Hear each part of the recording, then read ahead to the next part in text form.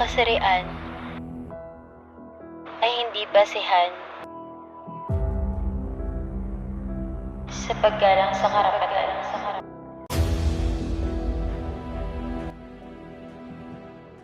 Payat, mataba,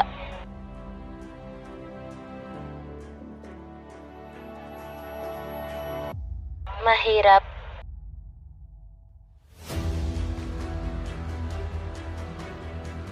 mayaman,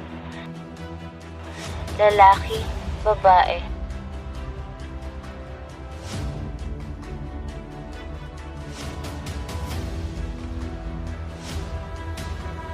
tomboy o bakla man.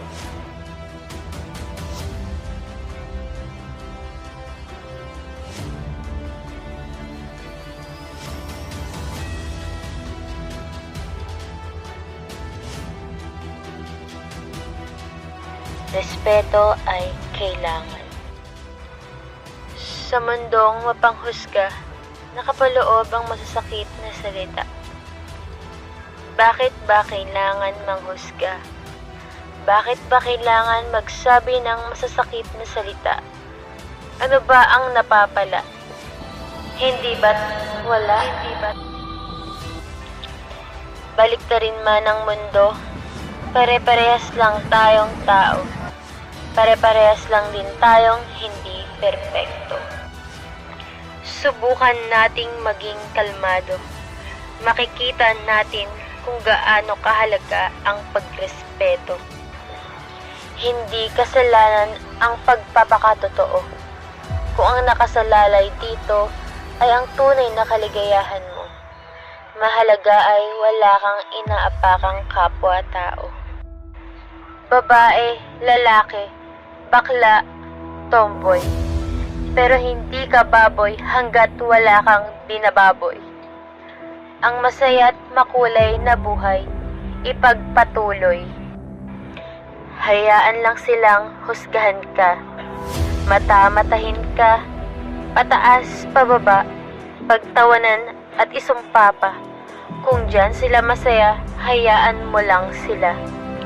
Ngunit huwag mong hayaan na makulong ka sa mga salita.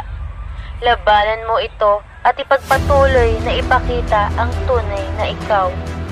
Babae, lalaki, bakla o tomboy. Basta mabuting tao, sa puso'y dumadaloy. Kaibigan, ika'y magpatuloy. Respeto, pagmamahal, samahan ka ng dasal. Yan ang sandatang banal na mas matibay pa sa bakal. Ating baguhin ang mistulang pananaw. Sana'y mapukaw ang uhaw nating bibig na naglalayong isigaw ang karapatan ng bawat kasarian. Ipinanganak tayo ng may kalayaan at pantay-pantay sa dignidad at karapatan.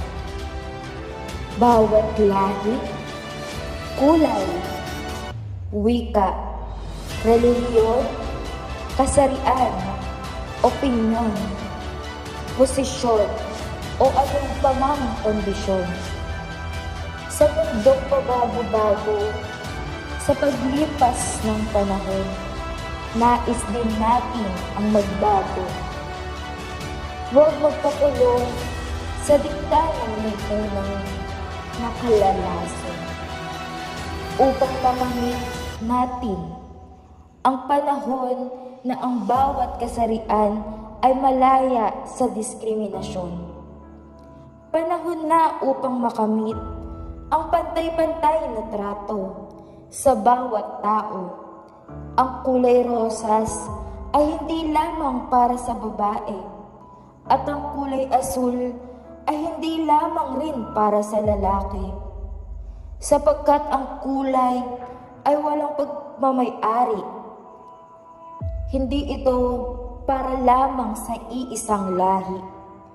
Lahat ng kulay ay maaari sa kahit anumang uri.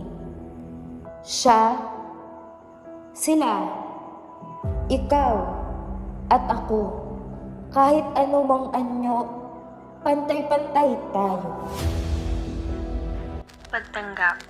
Pagtanggap ang nais nilang makuha, pero bakit ang tugon ng ilan ay panghusga? Wala na ba silang karapatan para maging masaya? Wala na ba silang karapatan para matamasa ang totoong kaligayahan sa bansa? Wala na ba? Dapat natin silang yakapin at respetuhin. Dapat nating pakinggan ang kanilang damdamin. Dapat hindi pandidiri ang pinapakita natin sa loobin. Hindi salot ang karaniwan nating pagtingin. Pagkus kahit anumang uri at estado mo sa lipunan, nararapat lamang na ikaw ay tanggapin.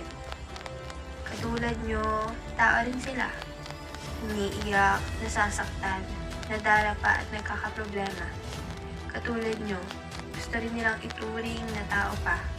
Hindi yung tatratuhin nyo sila na animoy hayop na para bang pinapatay nyo na ang bawat isa sa kanila. Katulad nyo, gusto rin nilang mahalin. Katulad nyo, gusto rin nila ng pantay-pantay na pagtingin. Katulad nyo, gusto rin nilang makamit ang kanilang hangarin. Kaya sana naman, mahalin nyo sila kahit na konting katiting, upang maranasan din nila ang pakiramdam kung paano tanggapin.